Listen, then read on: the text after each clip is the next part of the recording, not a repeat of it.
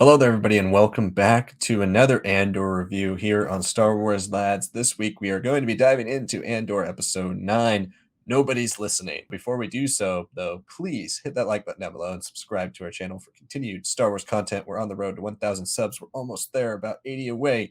So if you are watching this and haven't subscribed to our channel yet, what are you doing? Subscribe right now. Help us out. Get us to 1,000 subs so we can keep giving you guys as good a Star Wars content as we possibly can. If you haven't yet, comment below. Let us know what you thought of Andor Episode 9. We'll be talking full spoilers here, so if you have not seen the episode, watch it and come back to this video. So let's dive into Episode 9 of Andor. Sanak, we had a lot of things happen in this episode that we kind of predicted. It was a slower build episode. We are building to that Episode 10 prison break, but this episode had some good nuggets nonetheless. We've divided these reviews into a couple different sections over the last few weeks, and I think we're going to keep that same structure. Let's start with Cassian, though, in the prison. That was the kind of the juiciest stuff of this episode. What were your thoughts on that angle? Yeah, I mean, I think the show has done a pretty incredible job, at least in comparison to the whole of Star Wars, in adding complexity and layers to things that we've already established, things that we've already seen. And this episode takes that a step further. We've already kind of been talking about like the industrial prison complex of the Empire and how it relates to a lot of governments in the world across today.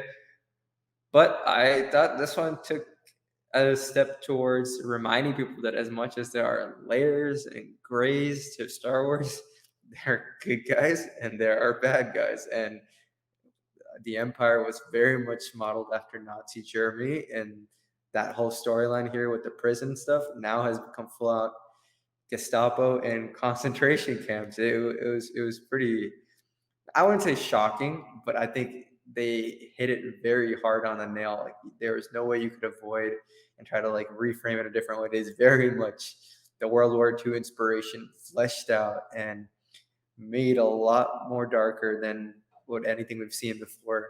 Andor at this point, he's up to his devilish means of escaping and figuring out the layouts and all this other stuff. And then there's Kino, who's like, stick with the program. They are listening to us, all this and that. And you could see them like tug of war, like, they're fighting against each other philosophy wise, action wise, and all that. But the one thing they can kind of agree with is like, Olaf is a good guy, he deserves to be out of here soon. And then that realization at the very end, after finding out like what really happened on floor two or group two or whichever it was, he couldn't keep up that facade anymore. It was like, he can deny it, he can try to be the good person and all that, but at the end of the day, no, Cassian was right. This is not something you'll escape from. You're just being rotated around. It was a clerical error that people found out, that this group of people or this prisoner that was supposed to be out was placed onto another level again. It was just to recycle back in, and 100 people died for that. And I think Kino, if he didn't have to see that, if he didn't have to see Olaf, then and then get the understanding of what was going on, then he might have been same old, same old. But it's because he's had that personal connection. He sees himself as like this old, aging man, and this is literally the oldest man in the room. It's like, okay, well, I could very easily be in that position. And I thought that was a very nice bow on top with him walking with Cassian, not looking at him and saying, like, with the most like vile in his mouth, like, there's never more than 12. And I thought, yeah, it was a very great uh, end to this part of the storyline. Yeah, definitely the most intriguing storyline throughout this episode, the one that we do focus on the most. And it begs a lot of questions on how this whole thing is operated, this prison. So if they are releasing people and then putting them back in prison in a different area, so there must be certain floors that are completely full of people who have been imprisoned, because otherwise, if they're intermixing, people will find out. Cassian's plan is starting to kind of come together here, and it's ultimately all going to come to a head, I think, now that he has the support of basically their floor captain. He's going to cover for him or let him off and do things. The plan will start to move more quickly into action. But I really enjoyed that whole thing. And when you have the power of an actor like Andy Serkis, it adds to the drama of scenes like that.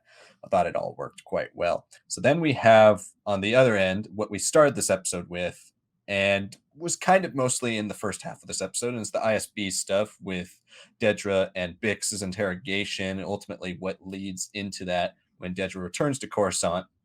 Senek, what were your thoughts on the ISB stuff in this episode? I thought it was really well plotted, and then they kind of threw like a Hail Mary that I was just like, oh my god, what? Like, let's begin at the beginning. It was very cool to see the stuff from the trailer that was most enticing to me about Dedra, like giving her fish in the net speech versus thief and all that. And it was very cool. It was like show don't tell, like, and I guess in this case, show don't hear with the um, whatever sort of sound waves or whatever child voice from this unique exterminated species that the Empire now uses as part of torture. I like that after Dedra's speech, it's like, okay, yeah, she's done her bit. She's given the door open, even if it's not a very pleasing door to walk through for Bix.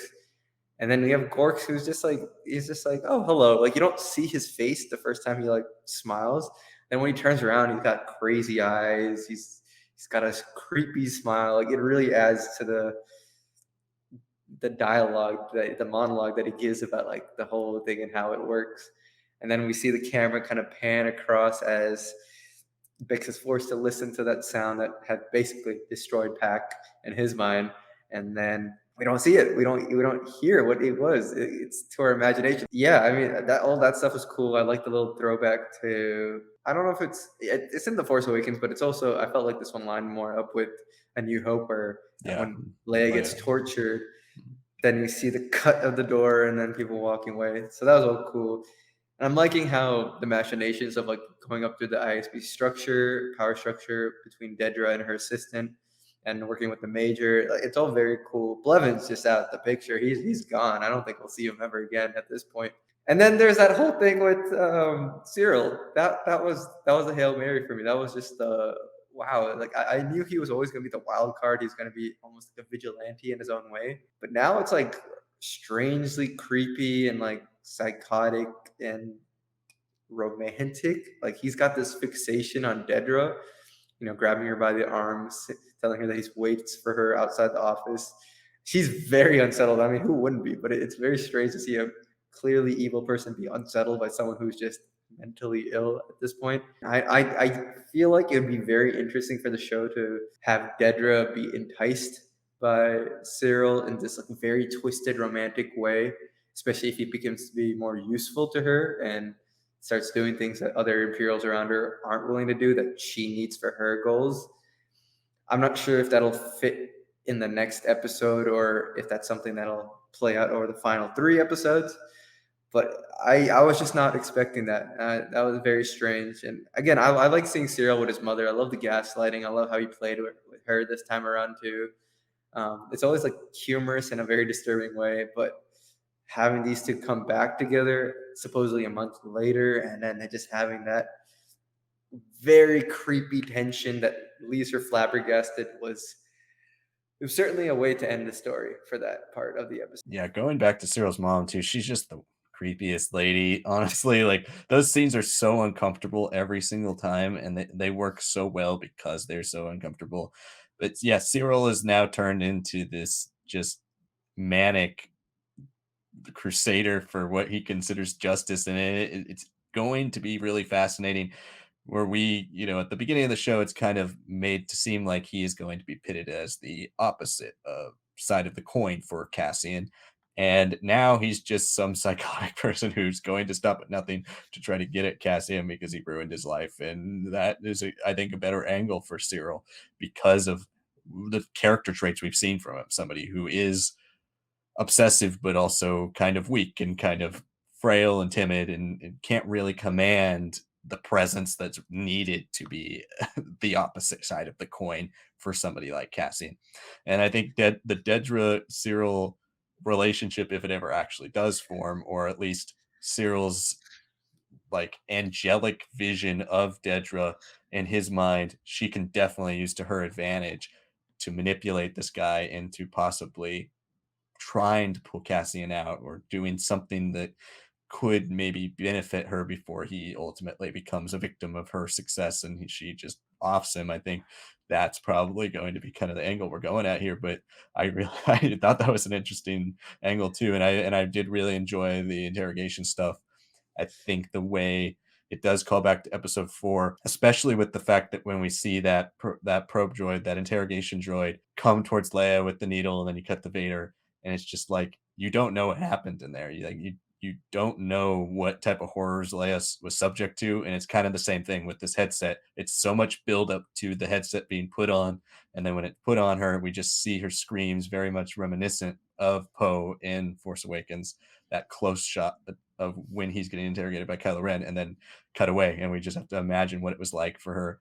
And she's just completely out of it, and has apparently given Dedra every piece of information she had. So we can only imagine the way it works, but all of it I thought was fantastic, and it really gets into that core of how effective the ISB are. I think we've seen a lot of the ISB not bumble, but like fish for information. They don't seem as on top of it as we kind of expect a basically dictator like state of the empire to run.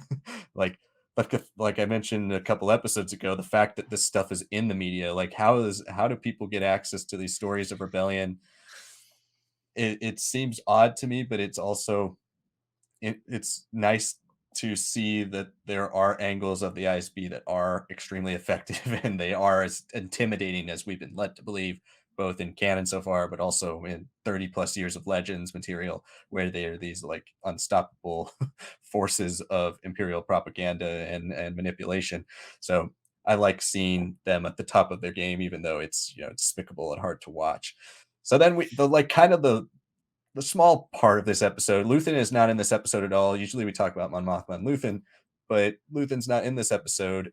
But instead, we got something that was definitely a surprise, if true.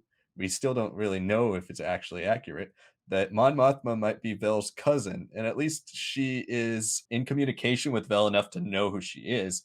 Her daughter knows who she is. It seems like this is actually a relationship, and that Vel had this is where Vel's money that was alluded to last episode came from. So that's where most of Mon Mothma's story is put, that and the money. So like, what were your thoughts on the politicking side of this episode?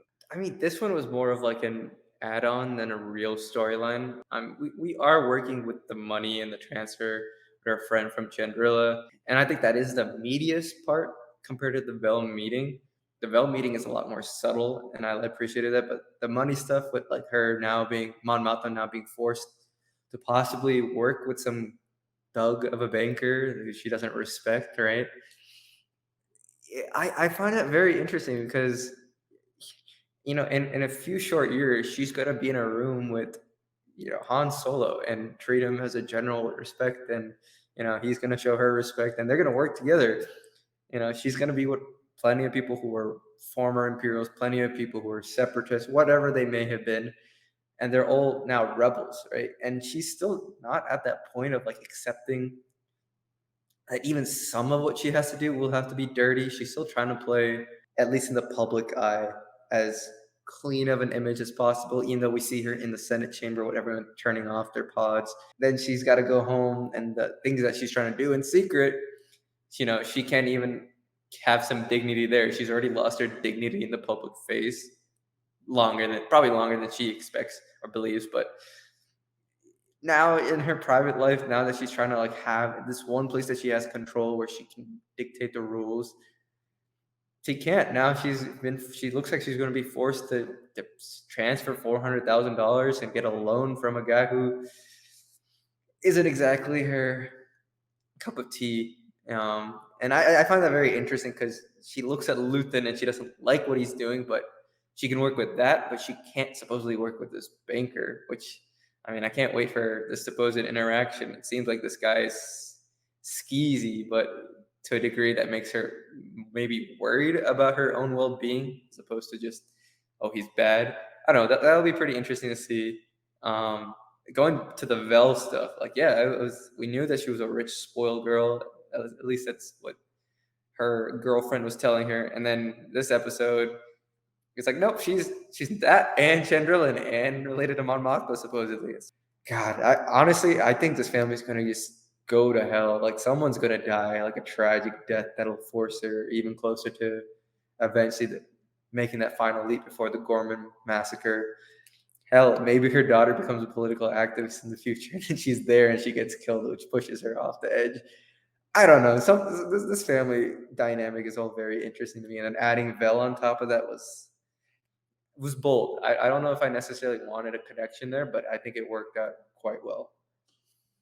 Yeah, it ties her more to the guerrilla aspect of the war that we know she ultimately will be in within the next year when she declares herself publicly a rebel to the galaxy. So just inching that character even closer to where she is. We've been talking about it a lot in our predictions videos, and how is she going to get to that point where she's ready to be a rebel on the front lines? This character doesn't seem like she's there, and I think by the end of the season we're going to get her there. But yeah, the connection to Vel adds another layer too with Luthen, and that's never an angle I saw coming. But I think it works, and I think it will work as Vel is an expendable character as well, and so we can have that relationship furthered to the point where we could kill off Vel or have Vel do something that bothers Mon Mothma, and she's like, I need to run the rebellion differently than Yeah. these other people are running it. So I think that's all worked quite well.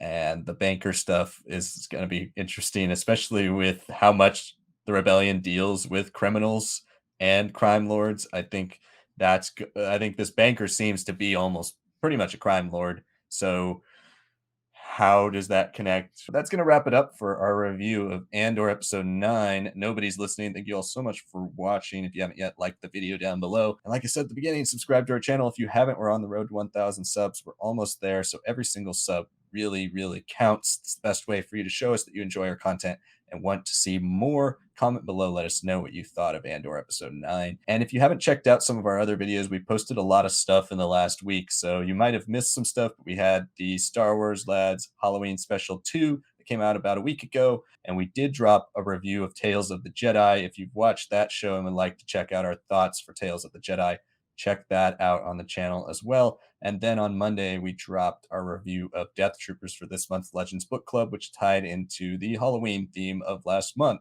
Thank you all so much for watching, and we'll see you next time.